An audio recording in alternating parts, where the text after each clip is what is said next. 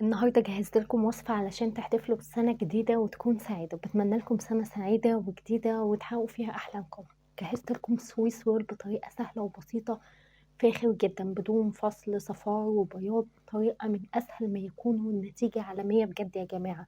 هشة جدا، حاجة في منتهى العظمة. بس قبل ما نبدأ، أهلا بيكم في ماما في الكيتشن. أنا إيمان نور. لو عجبكم الفيديو ما تنسوش لايك وشير، اشتركوا في القناة وفعلوا الجرس علشان يوصل لكم كل جديد. دي المقادير: 7 معالق كبار من الدقيق، و3 كبار من الكاكاو، و7 ل10 معالق كبار من السكر، وكمان 5 بيضات، ربع كوباية من المية، وربع كوباية من الزيت. هبدأ أكسر البيض ده بيضة بيضة وأحطه كمية فانيليا كويسة علشان خاطر احنا حاطين كمية بيض كبيرة. هضيف البيض، والبيض يكون بدرجة حرارة الغرفة، والسكر، وهضربهم كويس جدا. الخطوة دي هي أساس نجاح وصفتنا النهاردة، لازم الضرب يكون كويس جدا.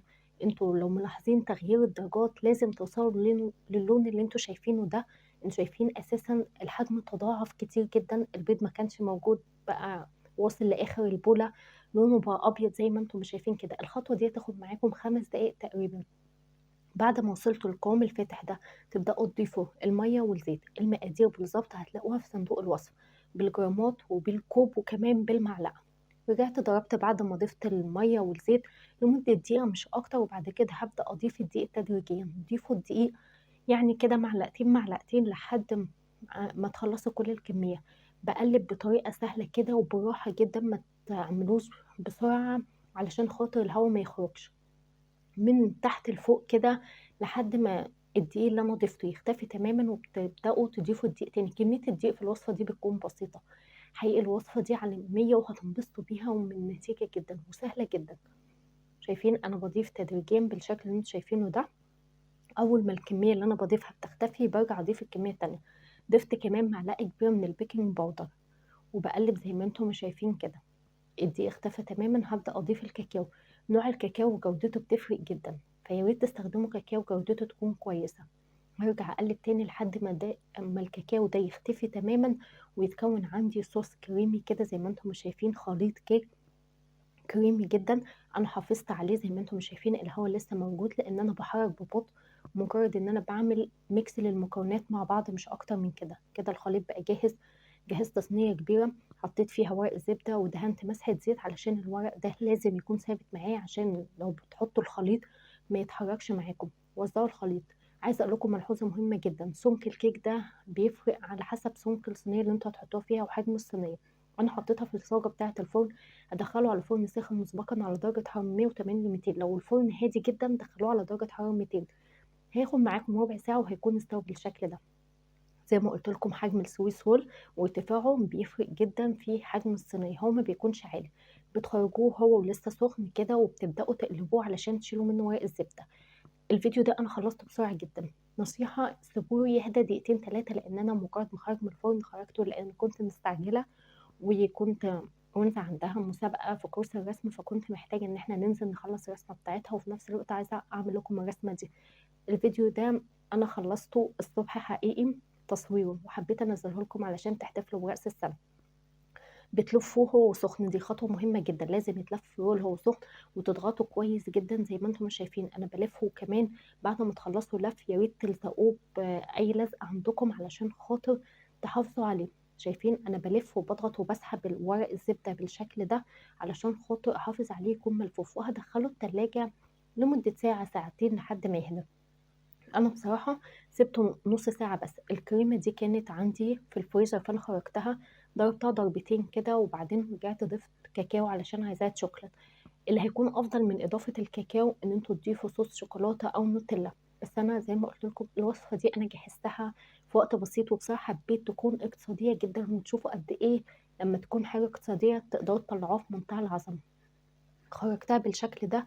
شايفين هي متماسكة، أول ملفوف زي ما انتم شايفين كده ولازق في بعضه، وما فكش وما تكسرش لأن هي طرية وهشة جدا. هبدأ أفكه من بعضه بالشكل ده وأفرده. عايزة أقول لكم ملحوظة مهمة: لو انتم مش عايزين الطبقة الخارجية دي تتشال لأن هي بتكون ملزقة، تقدروا تضيفوا رشة من السكر البودر علشان خاطر ما تتشالش معاكم. هبدأ دلوقتي أضيف الكريمة اللي أنا جهزتها. الكريم ده دي كريم شانتيه، تقدروا تتبعوا المقادير اللي موجودة على العبوة، أو لو انتوا جايبين كريمة بتكون من عند العطار، تقدروا تضيفوا كمية الكريمة. كمية السكر طبعا بتكون على حسب الرغبة. كمية الكريمة لازم تضيفوا عليها نفس كمية المية أو أقل حاجة بسيطة لحد ما توصلوا للقوام، والمية أو اللبن يكونوا متلجين، والسكر يكون مش بودر علشان خاطر تربط معاكم القوام كويس. أنا بعد ما حشيتها لفتها رول تاني وثبتها ودخلتها التلاجة ربع ساعة كده، وبعد كده غلفتها تاني بكريمة من بره علشان خاطر أضيف عليها صوص الشوكولاتة. صوص الشوكولاتة ده حضرته معاكم قبل كده، نص كوباية من السكر، نص كوباية من اللبن، معلقتين كبار من الكاكاو، بننزل بزيت سرسوب لحد ما القوام يظبط. الافضل كمان ان انتوا تجهزوا جناش. الوصفه دي انا ما حبيتش ان انا اكون فيها دقيقه جدا، بصراحه جهزتها بمكونات اقتصاديه جدا، بس بجد حقيقه الطعم كانكم جايبينها من افخم المحلات. زينتها بشرايح من الفراوله بالشكل ده، قطعت الفراوله وزينتها. حابين ما تزينوهاش على فكره تقدروا مش محتاجين تحشوها غير ممكن مربى، صوص شوكولاته يعني، والموضوع بيبقى في منتهى اللذاذه. تعالوا بقى نقطعها ونشوف قد ايه هي هشة وطرية وفي منتهى العظمة. على فكرة انا استخدمت نوع دقيق عادي جدا، دقيق كان موجود عندي كنت جايباه من عند العطار، يعني ما استخدمتش كمان دقيق للكيك او دقيق مخصص للكيكات او التورت. شايفين المنظر؟ حقيقي سهلة جدا، مكونات اقتصادية جدا، يعني احنا ما استخدمناش شوكولاتة، كل الموضوع ان احنا استخدمنا شوية من الكاكاو عملوا لنا العظمة دي. شايفين المنظر؟ وهشة وطرية جدا يا جماعة، والطعم غني جدا. اللي انا عايزه انصحكم بيه ان نوع الكاكاو هيفرق جدا في صوص الشوكليت اللي انتوا هتحضروا. الكاكاو اللي انا جهزت بيه صوص الشوكليت ما عجبنيش. اكتر حاجه اللي انا كنت مستخدماه في الكيك كان افضل بكتير. الكاكاو اللي بتستخدموه لو كان جودته كويسه في صوص الشوكليت بيديكم طعم حلو وكمان لون احلى بكتير. بس الكيك خطير يا جماعه، كمان شريحه فراوله مع قطعه من الكيك الدايب ده حاجه في منتهى اللذاذه، تحسوا ان انتوا عاملين تورته يعني بجد النتيجه عالميه.